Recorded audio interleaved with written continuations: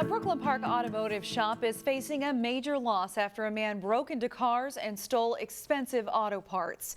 The incident happened last Sunday around 7 p.m. The owner of Dukley's Auto Repair says someone stole 3 catalytic converters from cars parked outside of the shop. This is one of the vehicles missing a catalytic converter. You can see the empty space missing from the bottom. The device is used to reduce emissions and it contains copper. We do have a gentleman parking his car within our camera view and removing tools from his car and going back and forth. Obviously putting something in the back of his car. It appears that the back window is busted out so he can reach in really easy. Police are checking out that surveillance video to see if they can identify who did it. Police have made an arrest after a bank robbery Saturday afternoon in Brooklyn Park. The incident happened at the TCF Bank branch inside of the Cub Foods north of Highway 610. The suspect handed the teller a note and claimed to have a weapon. He got away with money but was later arrested by Blaine police. A lot of times when we see these cases of robbery, specifically bank robbery, these can be people that are very desperate, and we always encourage them that no amount of money is worth somebody getting injured over, and we always encourage them to just turn over any money or the demands that they have. The charges against the suspect are pending. There's a local push to remove the stigma of mental illness and allow conversations about mental health to become more mainstream. Unfortunately, I lost my brother 5 years ago to suicide, so now I've made it my mission to honor his memory and just let people know that there's people out there that support them, that we have a lot of resources out there that can help them if they're ever in need. Shout Out Loud is all about bringing awareness to mental health and to suicide prevention, and so it's just really helping to have normal conversations about mental illness and suicide. Community organizations came together on Saturday in St. Louis Park for Shout Out Loud.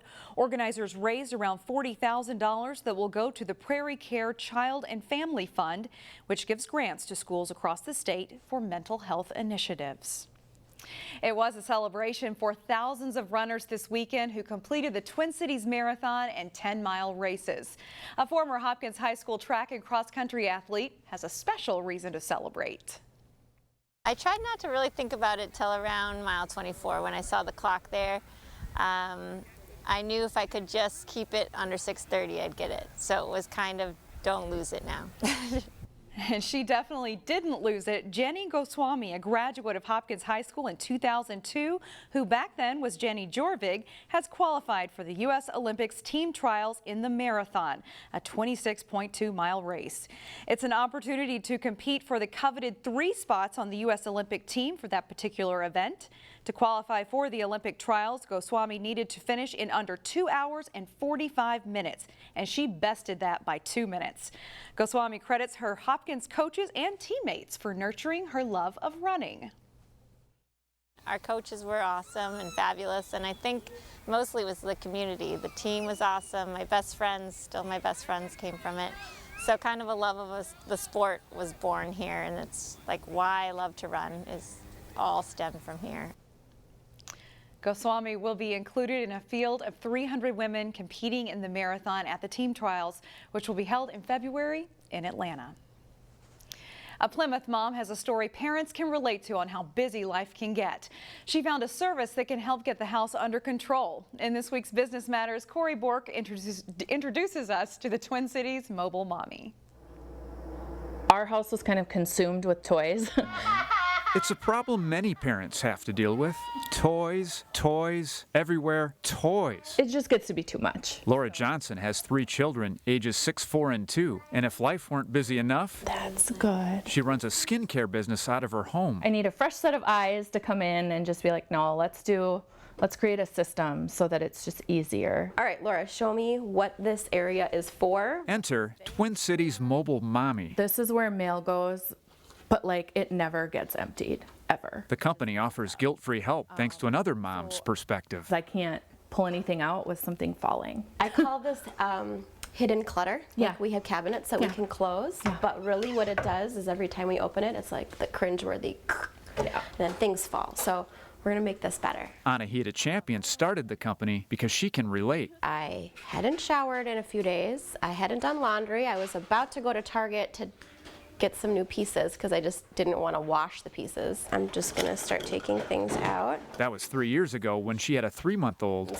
while working from home and planning a wedding. I just needed something that could just alleviate 2 hours of time or mental capacity. And that's kind of where it was born. It always gets crazy before it gets better. So Now, Anahita works to solve problems like Laura's. So we're actually going to take everything out. I always get like the overwhelmed, flushed look whenever I say that. Home upkeep is just one of the services Twin Cities Mobile Mommy provides.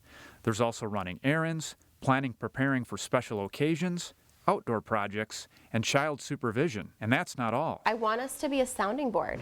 So I'm a mom. There have been sessions where I start for 45 minutes and we just have a cup of coffee and we talk. I want them to kind of pour into me what it is that they're overwhelmed by. Did you find the mouse baby? Anahita also has tips for when life gets crazy. I always say, make a list. Grab a piece of paper and a pen and just write it all down. Get it out of your brain. That one? Then decide what you should do and what you need help with. Which of these tasks can you not be responsible for? I think that is the biggest thing that we don't do enough of. It's space that you have. Back to Laura's kitchen. What was once organized chaos is now just organized. It was easy for me to recognize the need. I have a ton of mom friends, and I mean, this is what we're all going through. For Business Matters, Corey Bork, CCX News. Twin Cities Mobile Mommy does not provide ride-sharing services for insurance reasons. And if you need more extensive home repairs, the company works to partner with local businesses.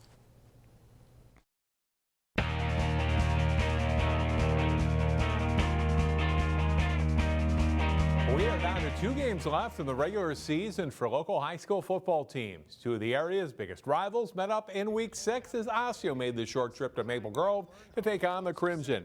After their defense forces a quick 3-and-out by Osseo, Maple Grove's first play from scrimmage is a big one. Cooper Wegscheid follows some good blocks and almost scores before he's tripped up at the 1. That sets up a touchdown by quarterback Nate Elms, and it's 7-0. Matt Lombardi's team breaks it open in the second quarter. Elms hits Jacob Engel deep over the middle. It's stripped from him, but Preston Rupick hustles to recover the fumble and leads to another short TD for Elms. 4 minutes later, play action for Elms, and he throws it to Luke Raymond, who outfights a defender for the ball for another touchdown and a 21-0 Crimson lead. Their defense plays well, and Anthony Gibson is right spot on here. The ball thrown to him. He returns it 30 yards for a touchdown. Maple Grove is now 3-3 after a 47-7 win over Osseo.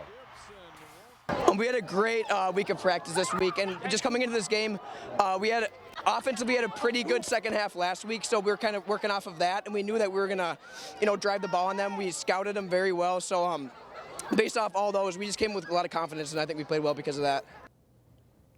The Armstrong football team is having one of its best seasons ever. The Falcons came into their homecoming game with a 5-0 record as they hosted 4-1 Coon Rapids.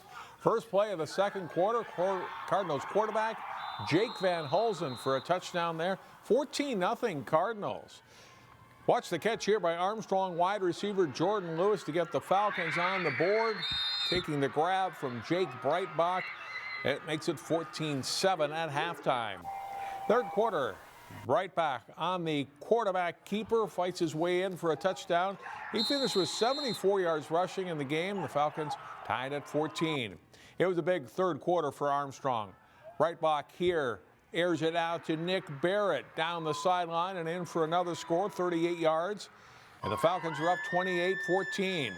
Fourth quarter, the pitch goes to Ty Bowman, and then he pulls up and throws to Lewis for 6. Armstrong remains unbeaten with a 35-21 win. Wayzata also looked to stay unbeaten as they played host to rival Minnetonka. Trojans looking to take care of business on their home field. Minnetonka deep in Trojans territory, but quarterback Joe Gendro sacked by Joe Dembro and friends, and Wayzata gets the key stop. Down 3-0, Wayzata caps a nice drive. Christian Vassar leaps into the end zone, give the Trojans the lead for good at 7-3 after 1. Second quarter, Wayzata's defense swarming again. Cole Brown, the first of many to arrive, and the Skippers no chance on that play. Then the offense starts to heat up. Tom Schmidt finds tight end Luke Bodine. He is off to the races. It's a 69-yard gain. down to the 7-yard line, sets up a field goal, and it's 10-3 Trojans. Their defense continues to shine. Matt Schmidt steps in for the interception, and this halts another Minnetonka drive.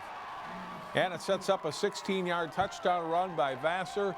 The Trojans start to wear Minnetonka down. It's 17-3 Wayzata at the half. After this score, they go on to win it 38-3 to improve to 6-0.